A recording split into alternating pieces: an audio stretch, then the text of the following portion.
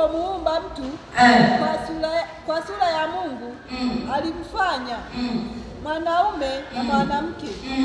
Alimuumba akawabariki. Hapo alimuumba akawabariki. Huwa inamfaa Mungu akasema, na tumfanye mwanadamu kwa sura yetu na kwa mfano wetu. Lazima hiki kirudi katika mtiririko wa kimungu, kwa sababu kuna watu hamko katika sura ya Mungu. Kuna watu hamko katika mfano wa Mungu. Mtu akikutazama anaona mfano wa pepo ndani yako. Mtu akikutazama maisha yako anaona mfano wa uchawi kwenye maisha yako.